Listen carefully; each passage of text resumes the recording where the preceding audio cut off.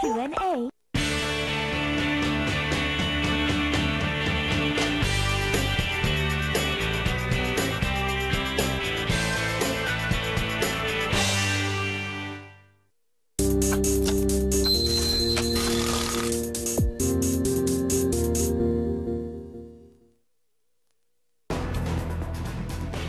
(4월 30일) 월요일 오늘의 주요 뉴스입니다.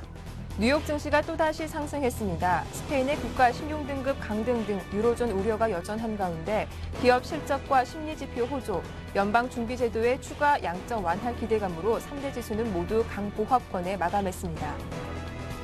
유럽 주요국 증시는 스페인의 국가 신용등급 강등 소식으로 급락 출발했지만 주요 기업들의 실적 호조 소식에 상승 마감했습니다. 영국이 0.43% 올랐고 독일과 프랑스는 1% 내외로 오른 채 장을 마쳤습니다. 정부가 우리금융지주 매각을 세 번째로 추진합니다. 공적자금관리위원회는 오늘 우리금융지주 매각 공고를 내고 7월 27일까지 예비입찰 제안서를 접수할 계획입니다. 지난해 전국의 아파트와 연립주택 등 공동주택 공시가격이 4.3% 상승했습니다. 주택경기 침체에 직격탄을 맞은 수도권은 하락세를 보였지만 공기업 지방 이전, 고속철도 개통 등으로 특수를 맡고 있는 일부 지방은 큰 폭으로 상승해 대조를 보였습니다.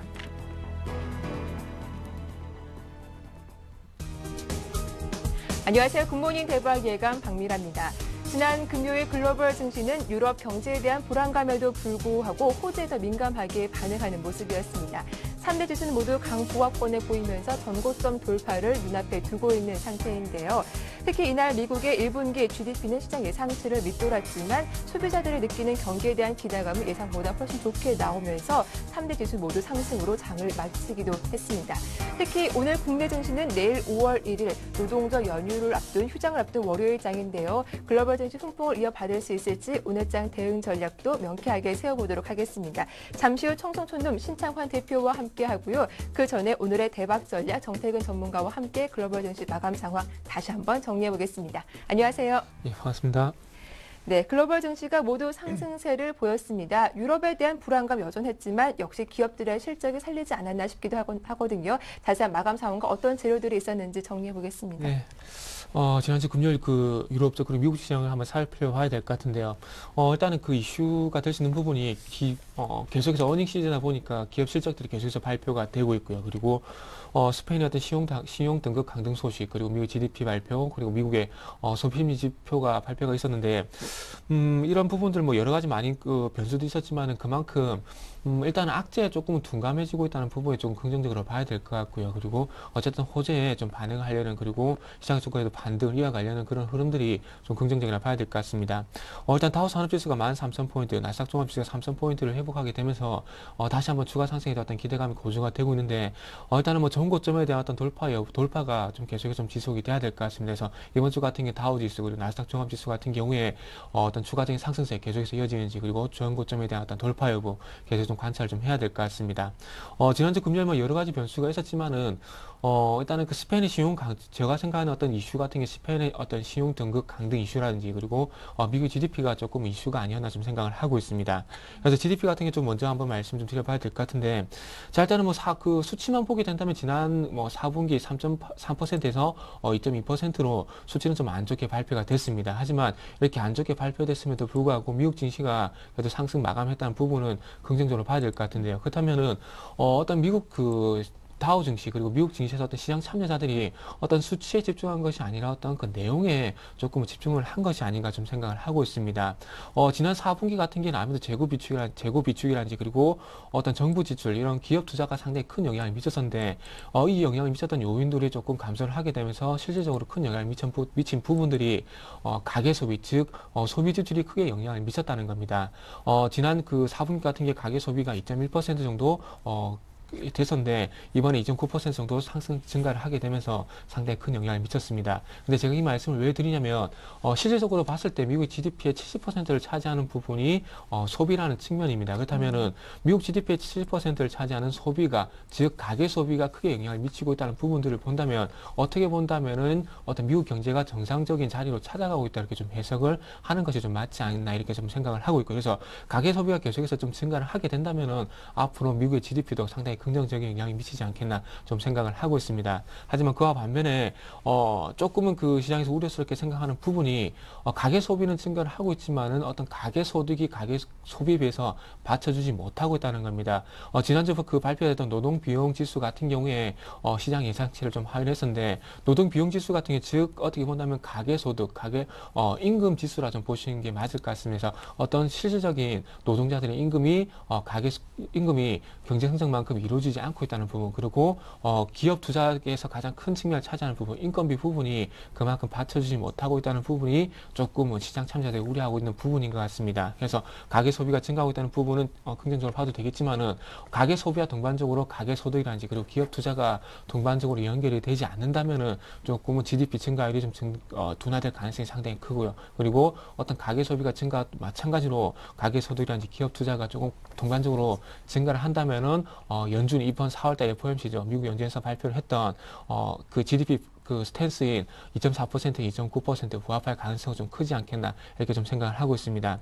지금 현재 그 방위비를 한 8.1% 정도 그 축소를 시켰는데 이 부분이 아무래도 정부 지출을 정부 지출에 큰 영향을 미치게 되면서 조금 GDP를 깎아먹는 요인이 되지 않겠나 요인이 된 것이 아닌가 좀 생각을 하고 있습니다. 그래서 정부 지출은 앞으로도 아무래도 그 재정 긴축의 어떤 영향 때문에 감소가 될 수밖에 없기 때문에 앞으로 가계 소비라든지 가계 소득, 기업 투자 이 부분이 얼마만큼 확대가 되는지 그거 좀 계속해서 좀 체크를 해보시는 게 좋을 것 같습니다. 자, 그러면서 지난주 조금 마무리를 하면서 이번 주에 대한 얘기도 좀 말씀을 좀 드려야 될 것 같은데 이번 주 같은 경우는 중국의 제조업 지표라든지 그리고 22 통화정책 회의가 조금은 그 5월 증시 방해 증시 방해 키포인트가 좀 되지 않겠나 생각을 하고 있습니다. 작년도 그렇고요. 그리고 2009년도, 2010년도 그렇고 5월달 증시가 좀 좋지가 않았었습니다. 그래서 올해 5월달도 그렇게 될 가능성이 좀 크다는 그런 어떤 예상이 많이 나오고 있는데 일단 중국 제조업 지표 아무래도 이번 주 5월 1일이죠. 5월 1일 날 우리나라 증시는 휴장이지만은 중국은 그 증시는 열리게 되면서 중국 정부에서 발표하게 되는 제조업 PMI라든지 그리고 지난 그 중국 그 민간 지표죠. HSBC PMI가 발표가 되는데 이번에 그 HSBC PMI 같은 경우는 확정치가 발표가 됩니다. 예비치가 49.1을 기록하게 되면서 조금 제조업 50 이하로 발표가 되면서 제조업이 좀 둔화가 되고 있다. 이렇게 좀 그 해석이 되고 있는데 일단 중국 정부에서 발표하는 그 PMI보다는 어떤 그 민간 지표죠. HSBC PMI 지표에 조금 집중을 하는 것 같습니다. 그래서 이 부분이 계속해서 안 좋게 나오게 된다면은 시장은 조금 중국의 어떤 공장 생산, 제조업 경기에 대한 어떤 둔화 우려감이 제기가 되면서 즉 마찬가지로 우리나라 화학주라든지 철강주에 좀 악재가 될 수 있을 만한 그 요인이 될 것 같습니다. 하지만 추가적으로 좀 긍정적인 부분도 말씀을 드려본다면은 제조업 지표가 좀 안 좋게 나오게 되면서 마찬가지 어떤 중국 정부의 어떤 경기 부양 의지가 좀 더 확고하게 자리 잡을 수 있는 그런 기회가 좀 되지 않겠나 생각을 하고 있습니다. 지난 1월달 화학주 그리고 철강주가 그래도 조금 반등을 줬던 이유가 중국 정부에 대한 부양 기대감이 있었기 때문에 마찬가지로 그 기대감이 다시 한번 동반이 된다면은 지금 현재 실적으로 인해서 화학주가 좀 좋지 않았지만은 어떤 이래감이 반영이 된다면은 조금 추세가 전환될 수 있는 그런 전환될 수 있는 그런 계기가 될 수 있기 때문에 HSBC HSBC PMI 지수 조금 관찰할 필요가 있지 않겠나 좀 이렇게 보고 있습니다. 자, 그리고 막 5월 3일이죠. 5월 3일 날 ECB에서 통화정책회의가 열리게 돼 있습니다. 그래서 이때 당시에도 금리 같은 경우는 1% 뭐 동결이 될 것이라는 부분은 누구나 좀 현재 많은 대다수 뭐 99%라 좀 봐도 될 것 같습니다. 금리는 조금 동결이 될 것이 이렇게 예상을 하고 있는데 지금 그것이 중요한 것이 아니라 드라기 총재가 이전 그 유럽 의회에서 그 성장 협약에 대한 어떤 그런 얘기를 좀 꺼냈습니다. 독일 같은 경우 어떤 강력한 긴축에 대한 얘기를 하고 있지만은 지금 현재 스페인이 어떤 강력한 긴축으로 인해서 어떤 GDP 성장률이 계속해서 둔화가 되고 있고 그리고 영국 같은 경우에도 GDP가 2분기 연속 하락을 하게 되면서 어떤 저성장 국면에 어떤 들어갔다는 그런 뉴스도 있었습니다. 그렇기 때문에 지금 어떻게 본다면 강력한 긴축도 필요하지만은 강력한 긴축을 동반한 어떤 성장 정책도 지금 상당히 필요한 구간이기 때문에 통화정책 회의가 끝나고 난 뒤에 드라기 총재가 성장을 위한 어떤 언급을 하는지 그리고 성장을 할 수 있는 그리고 지금 현재 계속해서 조금 그 유로존 위기가 부각이 되고 있는데 3차 1트로에 대한 어떤 힌트가 나올지에 대한 여부는 상당히 좀 중요할 것 같습니다. 지금 이제 2차 1트로까지 실시를 하게 되면서 1조 유로 정도의 어떤 자금 시중에 풀렸는데 이 자금들이 풀리게 되면서 일시적으로 어떤 긍정적인 효과가 발생이 됐지만은 실질적으로 그 기간이 지나고 나면서 이런 효과가 조금 미미해졌다는 겁니다. 그래서 추가적인 효과를 위해서 3차 LTRO를 부각을 시킬지 아니면은 조금은 강력한 긴축을 하고 있긴 하지만 그로 동반된 어떤 성장에 대한 어떤 얘기도 언급이 나올지도 좀 중요할 것 같습니다. 그래서 지금 이제 올랑드 그 프랑스 올랑드 후보 같은 경우에도 지금 이제 성장에 대한 얘기를 하고 있는데 그만큼 지금 이제 유럽의 성장에 대한 부분도 키포인트가 되고 있기 때문에 어떤 성장에 대한 부분 그리고 강력한 긴축을 좀 완화할 가능성 그런 부분들이 얘기가 좀 나올지에 따라서 증시 방향이 좀 결정이 될 것 같습니다. 어쨌든 강력한 긴축에 대한 부분만 계속 강조가 되게 된다면은 유럽에 대한 위기는 계속 좀 지속이 되면서 시장이 좀 주춤할 가능성이 있지 않겠나 좀 이렇게 보고 있습니다. 그래서 중국 제조업 지표 그리고 ECB 통화정책회의 이번 주는 좀 관찰이 필요하다 이렇게 좀 정리를 해보도록 하겠습니다. 예, 간밤 미국의 1분기 GDP가 예상을 좀 밑돌았지만 소비 지출이 증가하고 있기 때문에 그렇게 우려스러울 부분은 아니다. 다만 이번 주에는 중국의 제조업 경기와 ECB 통화정책회의가 증시에 더 큰 변수가 될 것이다라는 말씀을 해주셨습니다. 이제 국내 쪽으로 다시 한번 시선을 돌려보도록 하겠습니다. 지난 한 주 또 외국인과 기관 어떤 종목들을 사고 팔았는지 매매 동향 정리하고 오늘장 대응 전략도 한번 살펴보도록 하죠. 네, 지난주 금요일에 외국인들이 현선물 매수를 하게 되면서 네. 시장이 조금 1980포인트까지 반등을 줬었습니다. 하지만 윗꼬리를 좀 달게 되면서 상승폭이 좀 축소가 됐다는 부분은 좀 아쉬웠는데 그 중에서도 조금 외국인들 기관들이 산 종목들이 있기 때문에 한번 살펴보도록 하겠습니다. 주간 기준으로 봤을 때 코스피 쪽에서 외국인과 기관들이 샀던 종목 먼저 한번 살펴보게 된다면 외국인들은 삼성전자, 기아차, 포스코, 삼성생명, SK텔레콤 순으로 매수를 했고요. 기관들은 현대모비스, 현대차, 삼성 SDI, 기아차, 삼성전기 순으로 매수를 했습니다. 특징적인 부분은 외국인과 기관들이 기아차를 지난주 동반적으로 매수했다는 부분입니다. 그래서 기아차 같은 경우는 기관들이 4일 연속 매수를 하기도 했었고요. 그래서 기아차 같은 경우 8만 원을 좀 돌파하게 되면서 추가적 8만 원을 현재 그 가격이 형성이 되고 있는데 요 가격대를 일단 돌파를 하면서 추가적인 상승이 나올지가 상당히 좀 중요하지 않겠나 좀 생각을 하고 있습니다. 그리고 기관들 어떤 종목들을 한번 살펴보게 된다면은 지금 현재 불러들었듯이 IT 자동차 특히나 IT 자동차의 매수가 상당히 좀 집중이 되고 있고 최근에 실적이라든지 그리고 주가 상승이 상당히 좋은 종목들로 압축이 되고 있다 이렇게 좀 보셔야 될 것 같습니다. 그래서 삼성전기가 14일 연속 매수가 들어갔고요. 삼성 SDI는 11일 연속 현재 매수가 들어갔습니다. 그리고 현대모비스 같은 경우도 5일 연속 매수가 들어가고 있고요. 그래서 현대모비스가 현재 그 자동차 부품주인데 현대모비스의 매기가 집중이 되게 되면서 이런 부분들이 코스닥 자동차 부품주 쪽으로 연결이 되는지도 한번 이번 주 관점 포인트가 아닌가 말씀드려보고 싶고요. 그 외국인 쪽도 한번 살펴보게 된다면 포스코 같은 경우는 7일 연속, 삼성생명이 8일 연속, SK텔레콤이 지금 현재 6일 연속 매수가 들어갔다는 부분이 특징적이라 봐야 될 것 같습니다. 자, 다음은 그 매도 종목도 한번 좀 살펴보도록 하겠습니다. 먼저 외국인 쪽 한번 살펴보게 된다면 외국인들은 SK하이닉스, 삼성화재, LG화학, 그리고 현대백화점, 그리고 현대차 순으로 매도를 했고요. 기관 쪽 같은 경우에는 LG전자, LG화학, 현대중공업, GS건설, 호남석유 순으로 매도를 했습니다. 기관 쪽 한번 살펴보게 된다면은 매수 종목들은 IT 자동차 쪽으로 어떤 그 매기가 좀 집중이 됐는데 매도 종목들은 화학, 두성건설, 즉 그 공장 생산 좀 제조업과 연관이 있는 종목들은 매도를 했습니다. 그래서 어떻게 극명하게 좀 갈리고 있는 부분이 지난주 같은 경우 기관들은 소비와 관련된 어떤 선진국형 소비자에 관련된 어떤 종목들은 매수를 하고 그리고 중국의 어떤 연관성이 있는 공장 생산 즉 제조업과 연관이 된 종목들은 매도를 했다는 부분이 좀 특징적이라 봐야 될 것 같습니다. 자, 그래서 LG화학은 그 외국인과 기관차 동반 매도가 나왔는데 외국인들 6일 연속 그리고 LG화학은 9일 연속 매도를 하고 있습니다. 아무튼 실적 발표하고 난 뒤에 이런 흐름이 계속 연출이 되고 있고요. 그리고 호남석유도 10일 연속 매도가 나오고 있고 지금 이제 GS건설도 4일 연속, LG전자, 현대중공업은 3일 연속 현재 매도가 나오고 있습니다.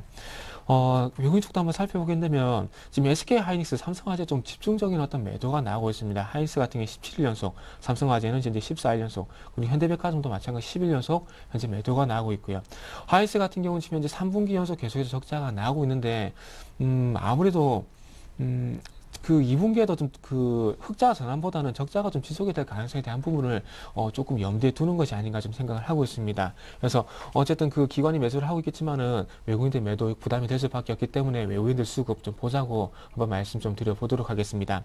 자, 그리고 코스닥 쪽에서 외국인 순매수 종목들 한번 좀 살펴보도록 하겠습니다. 자, 외국인 쪽부터 한번 좀 살펴보게 된다면 외국인들은 다음 SM, CJ 오쇼픽, 덕산하이메탈, 코미팜 순으로 매수를 했고요. 그리고 기관 순매수 종목들도 한번 살펴보게 된다면은 CJ ENM, GS 홈쇼핑, BHI, 골프전, 평화전공 순으로 매수를 했습니다.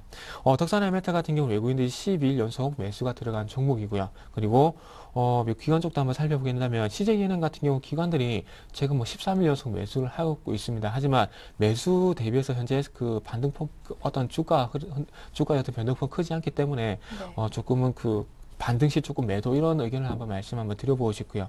지금 이제 평화전공이 기관이 8일 연속 매수가 들어갔습니다. 그래서 제가 현대모비스에 대해서 말씀드리면서 자동차 부품주였던 매기가 집중될지 한번 보자고 말씀드렸는데 평화전공 같은 경우에 8일 연속 매수 기관의 수급이 집중되고 있기 때문에 이런 종목들 쪽으로는 한번 이번 주에 관심을 좀 가져보시라 말씀 한번 드려보면서 마무리를 해보도록 하겠습니다. 예, 오늘 좀 전략을 세워보도록 할 텐데요. 앞서 다른 전문가는 내일 휴장을 앞두고 있기 때문에 관망 심리가 나올 것이다 이렇게 의견을 주시기도 하셨습니다. 지난 금요일 코스피 지수가 가까스로 5일선 위로 올라왔는데 오늘은 좀 어떤 흐름 예상하십니까? 네. 일단은 좀 추가적인 반등 시도 좀 나올 것 같습니다. 하지만 네. 장중에 수급 흐름을 좀 봐야 될 것 같은데, 아무래도 그 외국인의 수급을 조금 아무래도 봐야 될 것 같습니다. 지난주 추후반이죠. 수목금 외국인의 수급이 좀 호전이 되게 되면서, 어떤 그 큰 폭의 반등보다는 좀 하반기성이 좀 확보가 되는 흐름이 나왔었는데, 자, 그래서 나왔는데 이런 그 외국인의 어떤 그 현선물 동향이 조금 긍정적인 호전되는 흐름이 지속이 된다면은 추가적인 반등이 나올 가능성. 하지만 그 반대 흐름이 나오게 된다면은 다시 한번 하락할 가능성이 있다. 이렇게 좀 먼저 말씀을 드려야 될 것 같습니다. 자, 그래서 1940포인트까지 어떤 추가적인 하락에 대한 좀 대비를 하시면서 지지 라인을 설정을 하시고요. 하지만 그와 설정을 하시되 또 단기 반등 가능성에 대한 부분, 즉 쇼커버링에 대한 어떤 대비도 조금 필요하겠다. 이렇게 좀 말씀 한번 드려보도록 하겠습니다. 그리고 오늘 같은 경우는 강보합권 출발이 좀 예상이 됩니다. 하지만 중요한 것은 외국인의 수급이 키포인트다. 이런 부분 한번 말씀 좀 드려보고 싶고요. 자, 보면서 이제 기술적인 부분 화면을 좀 보시면서 좀 말씀 좀 드려보도록 할게요. 자, 일단 지난주 수목금 제가 이렇게 말씀드렸는데 지난주 수목금 같은 경우에 1960포인트를 지켜주게 되면서 계속해서 어떤 하반경성에 대한 확인이 나왔다고 좀 보시는 게 맞을 것 같습니다. 어떤 기관의 매물을 외국인들 좀 받아내면서 조금은 그 하반기성이 확보되는 흐름이 나왔었는데 이런 부분이 외국인의 현 선물 쪽에서 동반적으로 지속이 되게 된다면은 좀 추가적인 반등 시도가 나올 가능성이 크고요. 그리고 지금 이제 그 일봉 차트를 보게 된다면 하락이 나오고 난 다음에 반등을 주면은 21선이 저항이 됐었고요. 그리고 나서 다시 하락을 하고 다시 한번 반등 시도가 나오게 된다면은 다시 한번 21선 어떤 저항 여부, 돌파 여부 좀 보시는 게 좋을 것 같습니다. 그래서 반등이 나올 때는 일단 1990포인트 전에 어떤 대응이 필요하지 않겠나 좀 생각을 하고 있습니다. 그러면서 한 가지 말씀드리고 싶은 부분은 지금은 어쨌든 외국인들이 현선물 매수를 하기 때문에 개인 투매는 좀 자제를 먼저 좀 하시라고 좀 말씀드려 보고 싶습니다. 그래서 단기 반등이 나왔을 때는 일단 조금만 더 지켜보시고 이전에 이렇게 2010포인트 21선 저항을 받았듯이 다시 한번 저항을 받게 된다면 그때는 조금 매도하는 것이 맞겠지만은 지금은 적어도 매도를 할 부분은 아니다. 이런 부분 한번 말씀 한번 드려보고 싶고요. 그리고 준비하는 화면을 좀 같이 보시면서 말씀 좀 드려본다면은 자 볼게요. 자, 요날 같은 게 4일 전이죠. 지금 화요일날 외국인의 어떤 뭐라 해야 될까요? 그 매도가 상당히 조금 많이 크게 누적이 됐었는데, 미결제 약정과 그리고 그 미결제 동향 같이 보시게 된다면 미결제 약정이 감소를 했죠. 그러면서 미결제 청산이 나왔다는 것은 지난주 수목금 외국인의 선물 쪽에서 매수가 들어왔지만 이게 순수하게 외국인의 선물 매수가 아닌 매도 청산에 의한 매수로 집계가 됐다는 겁니다. 그래서 매도 청산, 즉 매도 포지션에 어떤 청산, 하방 포지션에 대한 어떤 압력이 완화가 되면서 시장이 이렇게 하방경성이 확보가 되면서 어떤 소폭 반등을 줬다는 겁니다. 그래서 이런 부분이 이번 주 초반까지 그 지속이 된다면은 시장은 좀 반등을 줄 수 있겠지만은 외국인 어떤 매도 청산, 선물 매수가 유입되지 않고 다시 한번 매도로 전환이 되게 된다면은 시장은 좀 하방 압력에 대한 부분 있을 수밖에 없다 이렇게 봐야 될 것 같습니다. 네. 자, 그래서 화면을 보시게 되면 지난주 금요일 수급 동향인데 외국인들이 3천억 정도 매수를 하게 되고 지금 보면 2091계약 정도 선물 매수인데 이 매수 계약은 순수하게 선물 매수가 아닌 매도 청산이라는 부분을 다시 한번 강조를 좀 해보도록 하겠습니다. 네. 자, 그러면서 매매 동향 아직까지 13,000계약 정도 지금 현재 매도 계약이 누적이 되어 있습니다. 그래서 이 부분에 대한 어떤 청산 계속해서 좀 보시라고 말씀드리면서 외국인의 선물 동향 계속해서 좀 체크를 하자 이렇게 좀 정리를 해보도록 하겠습니다. 예, 일단 오늘은 외국인의 수급이 가장 중요하겠고 또 업종별로는 자동차 부품도 좀 눈여겨보는 게 좋겠다라는 의견을 아까 주시기도 하셨습니다. 잘 참고하시기 바랄게요. 지금까지 정태근 전문가와 함께했습니다. 수고 많으셨습니다. 네, 감사합니다.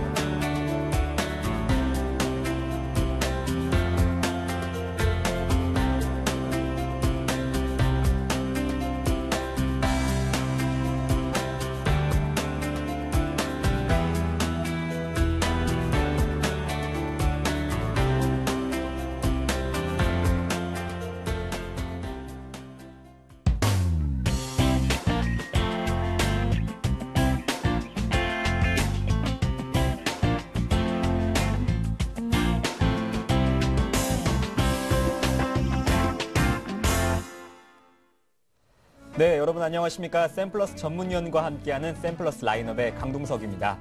네, 저희 서울경제TV에서는 샘플러스 전문가 방송하고 있습니다. 오늘까지죠. 30일까지 가입하시는 모든 분들 50% 할인 이벤트 진행하고 있으니까요. 여러분들의 많은 관심과 성원 부탁드리겠습니다. 네, 그럼 본격적으로 샘플러스 라인업 진행해 보도록 하겠습니다. 먼저 김현근 전문위원 연결되어 있는데요. 전화 받아보겠습니다. 안녕하십니까? 예, 안녕하세요. 네, 안녕하십니까? 먼저 21선을 이탈한 하이로코리아 대응 전략 세워주시죠.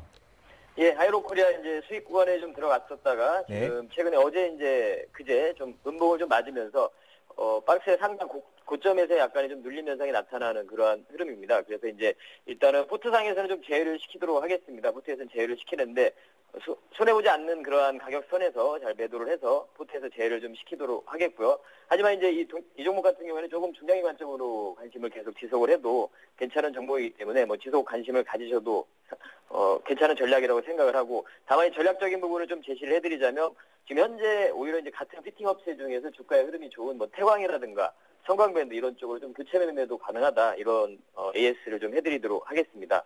그리고 이제 일전에 그 한진해운 같은 경우도 포트에서 좀 제외를 시켰죠. 근데 이 종목 같은 경우에도 좀 중장기 관점으로 앞으로 2분기 때 턴어라운드 되는 이러한 부분을 보시고 지속적으로 좀 관심을 가질 필요가 있다, 이렇게 좀 말씀을 드리도록 하겠습니다. 네, 오늘 어떤 종목 들고 나오셨나요? 예, 오늘 소개해드릴 종목은 바로 이제 예림당이라는 종목인데요. 네. 여러분들이 아마 잘 많이 아시는 종목일 겁니다. 시장에서 좀 관심도 가졌었던 그런 종목인데요. 바로 국내 1위의 아동 학습 만화 전문 업체죠. 동영목 같은 경우에 앞으로의 성장성을 보자면 2000년대 이제 과학 그 Y 시리즈라는 과학을 집중적으로 해서 그런 그 Y 시리즈라는 이러한 부분이 좀 상당히 좀 이슈가 되고 판매량이 좀 많이 늘어났었습니다. 근데 지금 현재 이제 2012년부터 해가지고는 과학 이외에 뭐 인문이라든가 사회학, 뭐 세계사 이러한 부분까지도 확장이 되면서 앞으로의 어떤 매출 증가를 좀 기대를 해볼 수가 있고요.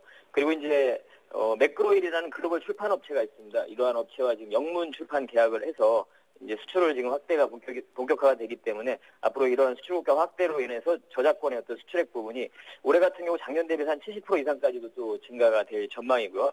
동사의 어떤 실적적인 부분, 사실 과학도서 분야에서 약간의 그 실적의 좀 정체 부분이 나타나고 있었는데 이러한 부분은 충분히 앞으로의 더 지속적인 실적 성장을 좀 기대해 볼 수 있다, 이렇게 소개를 해드리고, 이러한 높은 또 브랜드 인지도를 바탕으로 해서 OSMU, 즉 원소스 멀티유즈 사업이 본격화될 전망입니다. 즉 Y 시리즈 그 도서 출판을 통해서 이북이 출시가 되고, 그리고 이제 유아용 애니메이션, 그리고 학습을 또 겸한 그런 롤플레잉 게임까지도 이런 순환적인 흐름이 되면서 게임을 또 했던 그런 사람들이 다시 이제 부모들이겠죠. 부모들이 아이들을 위해서 또 그런 도서, 종이책 쪽으로 또 다시 연결이 되는 그런 구입을 하는 이런 선순환 구조도 기대가 되고 있습니다. 그래서 앞으로 이제 글로벌 아동 콘텐츠 업체로서의 어떤 성장을 좀 기대를 해보고, 출판업체가 평균 그 영업이익률 자체가 한 10% 정도밖에 되지 않지만 동사 같은 경우에는 30%에 육박을 하고 있습니다. 그래서 이러한 부분을 좀 기대를 하면서 현재 차트를 좀 보시면 상당히 차트도 어떤 상방향으로 이평선이 좀 수렴이 되면서 장기 이평선의 지지를 받고 상승 쪽으로 좀 시도를 하고 있는 그러한 흐름이고요. 수급적인 부분도 기관과 외국인의 수급이 좀 유입이 되는 부분도 상당히 긍정적입니다. 다만 한 가지 리스크 요인이 있는데요. 5월 12일까지 해가지고 행사되는 BW 물량이 있습니다. 216만 주가 있는데요. 이 부분에 있어서 이제 한 주가 희석 비율 한 10% 정도까지도 좀 나타나게 되겠죠. 만약에 그 부분이 다 물량화 된다면. 근데 물량 중에 한 50%, 55%가 관계사인 예림문고가 보유하고 있기 때문에 실제로 이제 출현될 수 있는 주식수는 한 97만 주 정도 수준이라고 판단을 하고 있습니다.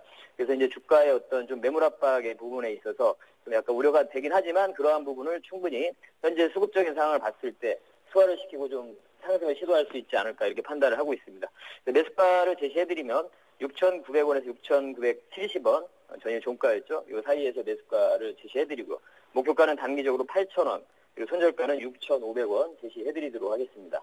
네, 차트를 보면 윗꼬리가 참 많은데요. 대응 전략도 한번 세워주시죠. 네, 윗꼬리가 뭐 많은 부분은 이제 상승하면서 어떤 차익 실현 매물을 뭐 소화시키는 그러한 과정이기 때문에 충분히 그런 부분 다 소화를 시키면서 가고 있는 과정이다, 이렇게 좀 판단하시면 될 것 같습니다. 네, 외국인 순매수가 늘면서 이게 갭상승했는데 오늘도 만약에 갭상승 출발한다면 어떻게 대응해야 될까요? 갭상승을 하게 된다면 뭐 추격 매수는 하지 마시고요. 다만 이제 뭐 한 1% 내의 어떤 상승이라면 저는 이제 여러분과 같이 매매를 하지 못하는 부분이 좀 아쉽긴 하지만 시초가에서 1% 이내에 출발한다면 일부는 좀 먼저 진입을 해도 무방한 전략이라고 생각합니다. 그리고 약간의 이제 눌림이 나타났을 때 장중에 조정구간이 나타났을 때 나머지 비중을 채우는 전략으로 이렇게 매매를 비중을 좀 마무리 지으면 될 것 같습니다. 네, 1% 이상 출발한다면 좀 지켜보는 전략 세워보겠습니다. 네, 고맙습니다. 네, 감사합니다. 네, 지금까지 김영근 전문위원과 함께했습니다. 네, 다음 양순모 전문위원과 연결되어 있습니다. 안녕하십니까? 네, 안녕하십니까? 네, 이번 주 코스피 추가 반등 있을지 한번 시황 한번 짚어주시죠. 네, 우선은 오늘 이번 주 시황을 크게 한번 정리를 해본다면은 내일은 노동절인 날로 휴장입니다. 그래서 결국 그 한 주 동안 오거래일로 움직였던 이런 기준 시장이 이제는 이제 사거래일만으로 운영이 되기 때문에 시장은 다소 좀 관망세를 보여줄 가능성이 높은 장이다라고 이렇게 말씀을 드릴 수 있을 것 같습니다. 우선 제가 생각하고 있는 시장의 기준은 하단밴드 1948포인트 그리고 상단밴드는 1997포인트이기 때문에 제시하였던 하단밴드 그리고 또 상단밴드 이 구간대를 좀 크게 확인하지 않는다면은 밴드권 내에 그러니까 1948포인트부터 1997포인트까지 횡보흐름이 나올 수 있다 이렇게 판단되어지고요. 오늘은 일단 큰 폭의 형색과 또 큰 폭의 하락이 보여지는 장보다는 시장 모멘텀을 찾기 위한 수급 공방이 이어질 것으로 예상되는 장입니다. 만약 돌발 악재나 수급 악화로 인해서 조정을 더 깊게 받는 장이 나타난다면은 1948포인트 이하에서는 저평가 우량주군으로 저가 매수하는 쪽에 좀 더 우위를 두는 시황 제시해드리도록 하겠습니다. 네, 오늘 저가 매수도 한번 노려볼 만 하겠네요. 대동공업은 지난 거래일 5일선 아래로 내려왔는데 AS 한번 세워주시죠. 예, 우선은 대동공업 같은 경우는 최근 이제 장 흐름이었던 이제 윗꼬리 패턴을 계속해서 보여주는 자리였습니다. 하지만 대동공업은 제가 일전에도 말씀드렸지만 5,300원 이하의 가격을 준다면은 뭐 접근해 볼 만하다. 그리고 이제 더불어 이제 지금 뭐 단기 수급선이라고 보여지는 뭐 단기 이동평균선들 5일선, 11선, 21선 지금 좀 어느 정도 이격도가 좀 벌어졌던 자리이기 때문에 오히려 지금 하단 밴드를 확인을 하면서 수위 조절을 하면서 가는 단계로 일단 보여지기 때문에 오히려 지금 현재 자리 5,300원 이하를 준다면은 포트폴리오에 없으신 분들은 한번 관심을 가지셔도 괜찮을 것 같다라는 이런 흐름을 좀 말씀드리겠습니다. 네, 우선은 보유해도 괜찮을 것 같다고 전략 세워주셨습니다. 오늘은 어떤 종목 들고 나오셨나요? 네, 우선은 오늘은 포스코를 가지고 나와봤습니다. 네. 일단 포스코 같은 경우에는 최근 조정을 좀 보여주었는데요. 일단 철강 수요에 대한 이런 둔화와 또 저가 수입산 영향으로 인해서 수입 원가 상승분에 대한 이런 판매 가격을 또 전가시키지 못했다라는 이런 부분, 결국에는 영업이익률이 떨어질 것이라는 이런 영향으로 인해서 주가가 탄력을 받지 못했기 때문에 조정장이 좀 나왔다라고 저는 판단을 하고 있는데요. 최근 들어서 전차부대, 그러니까 IT 그리고 운수장비 업종만이 움직였다라는 이런 부분을 보고 본다면은 이는 실적이 뒷받침이 되어 있던 이런 섹터 업종들만 부각을 받았기 때문입니다. 결국 해외에 있는 이런 철강 회사들이 저가 수출을 좀 축소를 시키고 있고 또 동아시아 지역에 있는 철강제 가격이 또 안정화되고 있기 때문에 내수 시장에서도 판매 가격 인상 시도를 할 것이다. 결국 이번 연도 철강 업종의 마진율, 즉 영업이익은 점차 개선되어질 것으로 판단이 되어지고 있습니다. 특히나 이제 원자재 가격이 하락에도 불구하고 주가는 지금 밸류에이션 대비로 저평가 국면을 좀 보여주고 있기 때문에 재무상 적정 주가를 산출해 본다면은 50만 원 수준을 유지하고 있다. 결국 지금 주가는 눌러주었을 때 투자의 맥으로 봐도 괜찮다라는 이런 판단을 하고 있고요. 더불어 주가가 지금 계속 빠짐에도 불구하고 외국인 투자들이 저가 매수를 하면서 투자 비중을 늘려나간다고 하는 모습은 단기적인 관점보다는 중장기 관점으로 보셔도 일단은 무방해도 좋다. 그래서 결국 좀 중장기 종목으로 한번 포트폴리오에 한번 편입을 해보도록 하겠습니다. 네, 가장 중요한 가격도 한번 알려주시죠. 네, 우선은 포스코 같은 경우에 좀 중장기로 접근을 하기 때문에 좀 밴드권을 살짝 좀 열어놓고 좀 접근하는 쪽으로 이견을 잡아드리겠는데요. 일단 매수가는 37만 원부터 38만 원 사이 구간대에서 한번 분할로 한번 접근을 해보시고요. 단기 목표가는 42만 원을 제시해드리고 손절가는 35만 원을 제시해드리도록 하겠습니다. 네, 외국인 수급 보면은 순매수가 꾸준합니다. 20일 위에 있긴 한데 5일 이평 회복 오늘 가능할까요?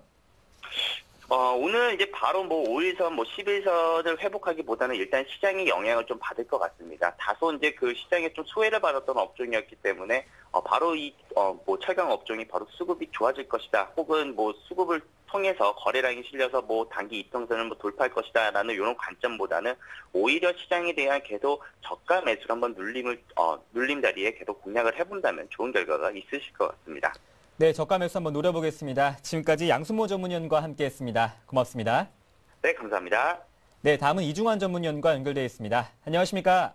네, 안녕하세요. 네, 지난 종목 동화원 기관은 순매수 보여주고 있지만 오늘 2,900원 선 지지 가능할까요? 예, 맞습니다. 동아원이 지금 3,000원을 지지 못하고 다시 흘러내리는 추세입니다. 증권사 쪽에서 계속적인 순매수가 반등의 희망을 좀 갖게 하는 부분인데요. 금일 전략은 2,900원을 지지하지 못할 시에는 물량을 줄여가시고요. 3,000원 안착 시 좀 더 기관의 수급을 체크해 가면서 보셨으면 합니다. 반등할 자리에서 반등을 못하면 좀 중기 보유가 무의미하기 때문에 좀 더 냉철하게 지켜보도록 하겠습니다. 네, 네, 오늘 2,900원 선이 정말 관건일 것 같습니다. 네, 오늘 들고 나오신 종목은 어떤 종목인가요? 오늘은 KT를 준비했습니다. 네. 네, 최근 LTE에 밀려가지고 주춤하던 와이브로가 정부의 그 활성화 대책으로 하반기에 부응할런지 관심이 좀 모아지고 있습니다.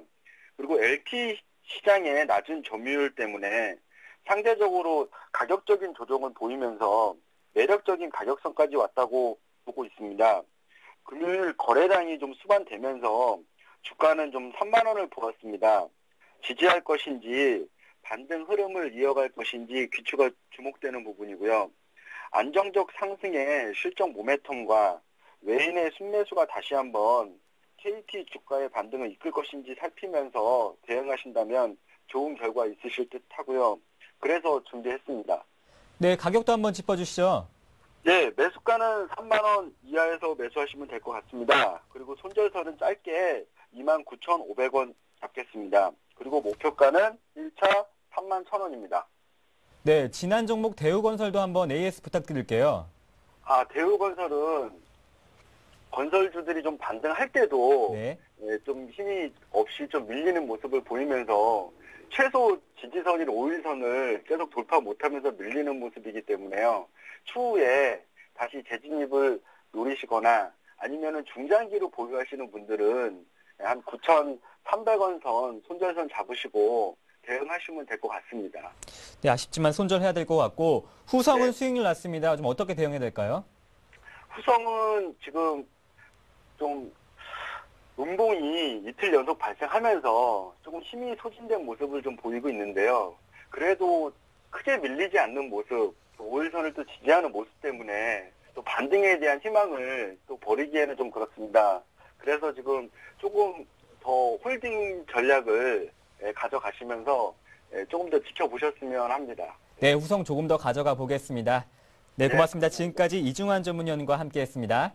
예, 감사합니다. 네, 다음은 이상로 전문위원과 연결되어 있습니다. 안녕하십니까? 네, 안녕하십니까. 예, 시청자 여러분 다 좋은 아침입니다. 네, 네. 지난 종목 AS 부탁드릴게요.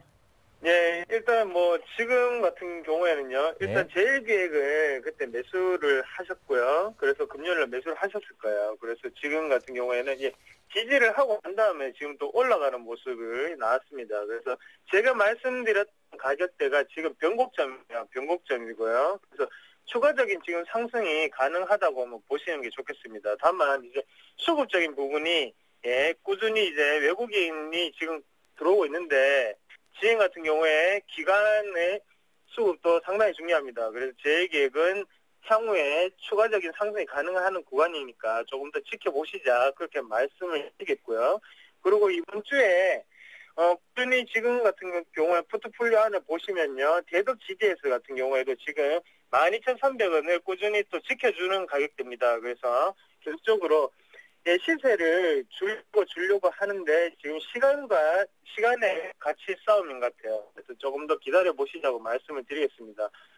지금 가지고 있는 종목들이요. 전체적으로 다 뭐 안정된 모습으로 우상향 패턴으로 올라가고 있는 모습이기 때문에 조금 더 기다려 보시자고 말씀을 드리겠고요. 그래서 지금까지는 이번 주에 지켜봐야 할 종목은 제일기획이나 제덕 GDS다. 그리고 그렇게 지금 가지고 있는 종목들이 큰 변동성이 없는 그런 시장이기 때문에 지금 같은 경우에 포트 안에서 구성된 종목들이기 때문에 안정적으로 걱정 없이 그냥 가져가셔도 어느 정도는 좀 수익이 날 확률이 높습니다. 그렇기 때문에 뭐 일단 방송 시간도 있고요. 길게는 말씀을 못 드리겠고요. 그렇기 때문에 그런 거 참고하셔서 걱정하지 마시고 포트 구성대로 많은 분들이 똑같이 들고 가신다면 이번 달도 좋은 수익률 거두지 않겠나 그렇게 말씀드리고 싶습니다.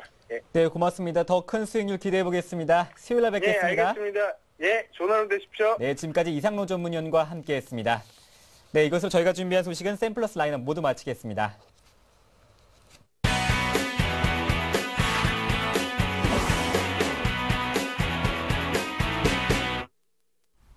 네, 개장을 27분 정도 앞두고 있는 상태입니다. 청송촌놈 신창환 대표와 함께 오늘장 대응 전략 세워봐야겠죠. 대표님 화상으로 만나보겠습니다. 안녕하세요.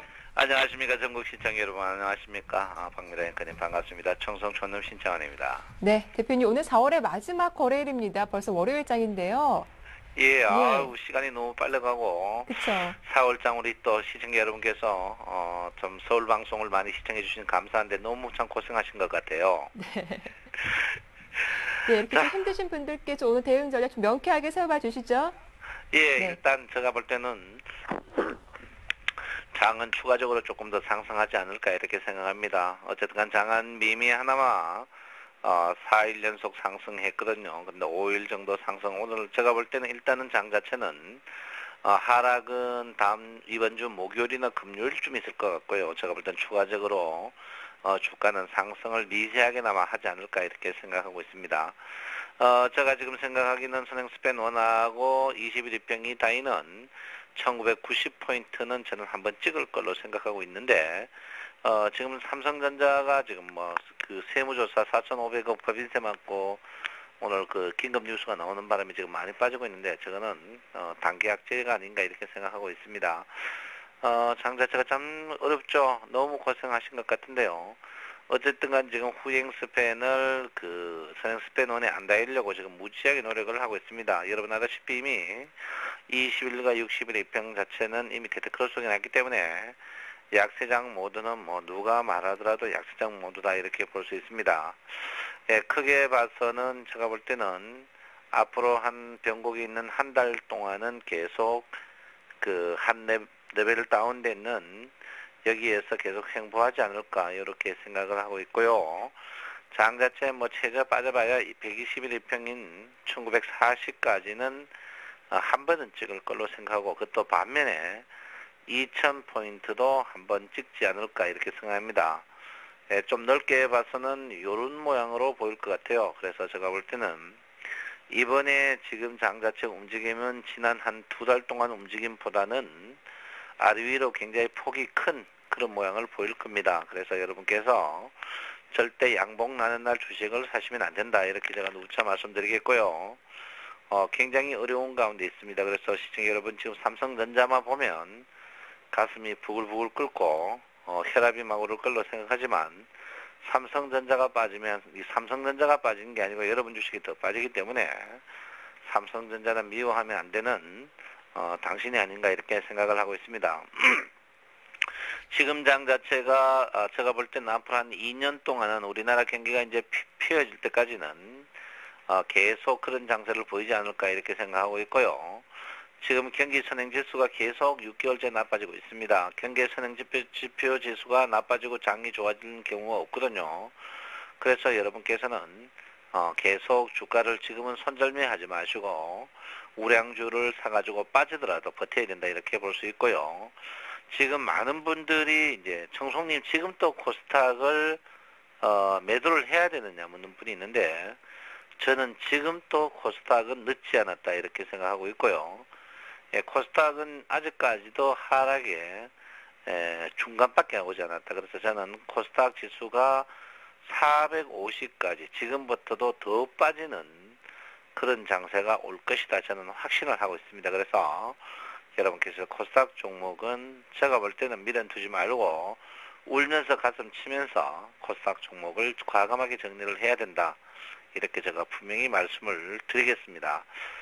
그래서 지금 장 자체가 굉장히 어려운 가운데 있는데 여러분께서 지금은 장 자체가 지금 선물 게임입니다. 요즘 외국인과 기관들이 주식에 이제 재미가 없기 때문에 선물에서 사생 결단식으로 하고 있는데 지금까지는 외국인이 이기고 있습니다만은 기관들의 반격이 굉장히 심상치 않습니다. 거기다가 지금 미국 선물이 지금 가격으로 뜨고 있고 지난 주말에 글로벌 증시가 조금 반등했기 때문에 오늘 기관과 외국인의 선물 싸움을 보면은 오늘 주가도 거의 보이지 않을까 이렇게 생각을 하고 있고요. 볼륨저 밴드를 봐서는 주가는 분명히 침체 국면을 벗어나고 있습니다. 예, 침체 국면을 벗어나고 있기 때문에 시청자 여러분께서는 지금은 주식을 고점에 파는 습관을 들여야 된다 이렇게 봅니다. 제가 이 꼭지에서 여러분에게 항시 현금화 30%를 했는데 지금은 지금 또 현금화 30%를 기본적으로 하셔야 된다 이렇게 볼 수 있고요. 여러분 지금 그 신용이 굉장히 높습니다. 그리고 고객의 득금이 약하기 때문에 신용이 4조 8천억에서 지금 줄고 있지 않습니다. 그래서 신용을 과감히 제가 볼 때 신용이 4조 깨져야만이 주가가 본격적인 상승이 나오고 지금 모든 그 경제신문이나 언론들이 뭐 주가가 하반기에 더 좋아진다 그거는 다 빅소리입니다. 엿소리니까 그런 소리 듣지 마시고요. 지금 언론 보면 여러분들을 꼬시려고 원금 회복하는데 원금 회복하려면 너나 잘하세요입니다. 너나 잘하세요. 그러니까 여러분 그런 거 생각하지 마시고 1등주 사가지고 거드리는 그런 모양을 보이셔야 된다. 이렇게 볼 수 있습니다. 최근에 유아주가 여러분 가슴에 못을 박습니다. 유아주는 제가 볼 때는 국민적인 사기극이다. 이렇게 볼 수 있고요. 제가 볼 때는 유아주 화학주에 대해서 2차 전지에 떠들었던 기자들 가슴에 손을 얹고 양심적인 반성을 해야 된다. 제가 볼 때는 촌지 받은 것도 그게 진실이라면서 제가 볼 때는 양심에 손을 얹고 자수를 해야 되지 않을까 이렇게 생각합니다. 그래서 유아주가 급락을 하고 있는데 제가 볼 때는 석유 관련 주식은 실적에 비해서 너무 낙폭이 과대합니다. 그래서 여러분 제가 볼 때는 태양광 실적주 지금 가격은 적정 가격이라 이렇게 보고 있는데 여러분이 갖고 있던 기관이 신용 물량들이 반대매매를 부르니까 주가가 빠지는 그런 모양을 보이고 있습니다. 그래서 여러분께서 유아주 갖고 계시는 지금 유아주는 신규 매수는 하지만 갖고 계시는 분들은 지금은 투매에 동참하는 것은 저는 분명히 반대한다 이렇게 볼 수 있고요. 제가 여러분들 때 삼성 SDI는 이제 고점에 어제 고점 매도를 여러분에게 보냈습니다. 지금 주식 살만한 게 사실이 없는데 그래도 주식은 계속 움직이고 있습니다. 그래서 자동차 주들은 저는 모비스는 저는 제외입니다. 자동차주는 아직 손절매 잡고 사기에는 지금은 늦었다. 그래서 자동차 주식도 이제 고점의 매도에 물량을 보여야 된다 이렇게 보시고요. 최근에 주가가 많은 종목들이 급락을 했습니다. 급락 중에 여러분 보다시피 주가가 60일 이평이 안 꺾인 종목들 그리고 바닥에서 200일 이평이나 300일 이평이 지지받는 종목 쪽으로 저점 매수는 가능하다 이렇게 저는 분명히 말씀드리겠고요. 오늘 장의 핵심 포인트는 첫 번째 선물입니다. 외국인과 기관의 선물 포인트를 여러분 꼭 보셔야 된다. 누차 여러분에게 말씀드리겠고요. 외국인과 기관의 선물 없는 것은 여러분 원래 제가 분명히 말씀드렸습니다. 선물을 꼭 빼야 된다고 제가 말씀드리겠고요. 선물을 오늘은 꼭 봐야 된다. 두 번째는 삼성전자입니다. 삼성전자의 앞길이 우리나라 장이 모델했다. 여러분 삼성전자 제가 이제 138만원 제가 여러분들 때 138만원 왔습니다. 100만원에서 38% 반등해가 138만원 왔는데 주가가 더 갈 것이냐 한 거예요. 저는 일단 138만원에서 주가는 삼성전자는 이 가격대 한번 쉬어가지 않을까 이렇게 저는 생각을 하고 있는 사람 중에 한 명입니다. 그래서 아무쪼록 여러분 냉정하게 보시고 우량주에 항시에 사셔야 된다 이렇게 보시고요. 절대 잡주하면 안 된다. 저는 오늘은 외국인의 선물, 기관과 외국인의 선물 동향과 삼성전자 두 종목만 보면 분명히 되지 않을까 이렇게 생각하고 있고요. 이번 주 제가 볼 때는 목요일 아니면 금요일인데 주가가 한번 크게 급락할 가능성이 있다. 제가 여러분하고 지금 아침 방송한 지 꽤 오래되는데 거의 틀린 적이 별로 없는 것 같아요. 그래서 여러분 그때 현금화 30%에 줄여가는 게 현명하다. 이렇게 제가 분명히 말씀을 드리겠습니다. 네, 오늘 외국인과 기관의 선물 동향 살펴보고 삼성전자 흐름도 중요하다라고 하셨는데요. 대표님, 이제 또 5월 장이 곧 시작이 됩니다. 5월 증시 전망도 궁금한데 좀 짧게 부탁드릴게요. 예, 5월 장은 제가 볼 때는요. 매매 안 하는 게 제일 좋다. 제가 원래 들어서 1등 주식 안 하려면 매매하지 말라고 했는데 5월은 어린이날, 어버이날 그리고 부처님 타신일 좋은 날이 많습니다. 그래서 한 5월은요. 즐겨야 된다. 이렇게 제가 분명히 말씀. 5월은 먹을 게 거의 없습니다. 먹을 거 없으니까 여러분 언간하면 주식 매매하지 마시고요. 주식은 여러분 제가 볼 때 그렇습니다. 장고장에 주식이 적을수록 좋다. 지금 코스닥 종목 갖고 있는 분들이 멍을 치고 있는데 제가 볼 때 5월 달은 제가 볼 때 분명히 안 좋을 것이다. 지금 원화 강세가 심상치 않거든요. 그래서 5월, 6월은 거의 개인들을 더 잡는 장이 될 것이다. 1, 2, 3, 4월이 개인들이 한마디로 코피 터지는 장이었는데 제가 볼 때는 5월, 6월 장 또 코피 터지다 못해서 코피를 쏟을 것이다. 이렇게 저는 생각하고 있습니다. 그래서 여러분께서 엔간하면 매매를 하지 마시고 꼭 하려면은 한마디로 말하는 1등 주식을 해야 된다. 여러분 귀 막고요. 눈 막고 입 막고 단무지 정신으로 1등 주식만 계속 매수하는 그런 현명함이 필요하고 5월에 꼭 여러분이 매수하고자 하는 종목이 있다면은 저는 증권주 쪽으로 지금 관심을 두고 있다. 이렇게 제가 분명히 말씀을 드리겠습니다. 네, 어려울수록 1등주에 더 도전을 해봐야겠다라는 말씀 잘 주셨습니다. 도움 말씀 고맙습니다. 감사합니다. 네, 신창원 대표의 증시타파는 오늘장, 내일장 일부에서도 가능하니까 이때 마감 시황, 마감 전략 놓치지 마시기 바랍니다. 자, 굿모닝 대박예가 오늘 저희가 준비한 내용 여기까지입니다. 보다 알찬 소식으로 다음